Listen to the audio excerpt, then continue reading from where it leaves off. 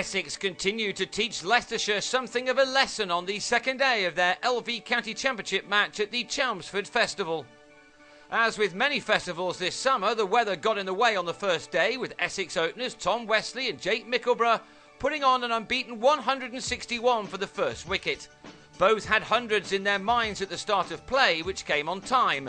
Westley had begun the day on 75, with Mickleburgh just ahead on 81. And it was Mickleburgh who got to three figures first with a dab for a single. It was his first ton of the summer. As it was for Westley, who got to his with a firm shot 15 minutes later. He had needed 230 balls to Mickleburgh's 195, and between them they'd struck 23 fours and a 6. More were to follow, and it looked as if Leicestershire would go through the morning with no success again, as this pair took their partnership and the total to 248. After batting together for 86 overs, you would have imagined that these two knew each other's games pretty well by now, but a mix-up in the calling led to the breakthrough at last, as Michael Thornley ran Mickleburgh out for 126. A closer look suggests that the batsman may have been a little unlucky. Leicestershire would have just been relieved to have finally tasted some success, although they weren't given another immediate reason to celebrate, as O.A. Shah and Westley now took the score to 272 for 1. After a fraction just under 6 hours at the crease in which he faced 292 balls, Westley then finally gave a bowler a wicket, Wayne White trapping him in front for 125. That was only 7 runs short of his career best.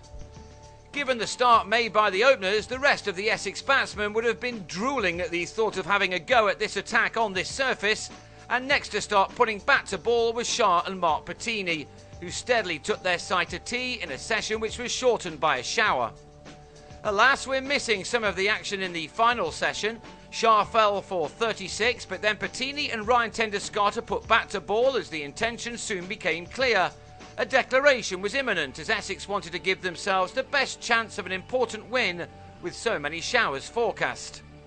Patini made 72 and Tenduscarter 63 as James Foster declared with his side on 434 for 3, giving Greg Smith and Thornley 14 overs to survive. Smith fell in the fifth of them, fending off a ball from David Masters which bounced a bit to short leg. While his replacement, Ned Eckersley, was out in Masters' next over with a mistimed pull to mid-wicket. Leicestershire were dismissed for 34 on their last visit to Essex last year, when Masters took 8 for 10.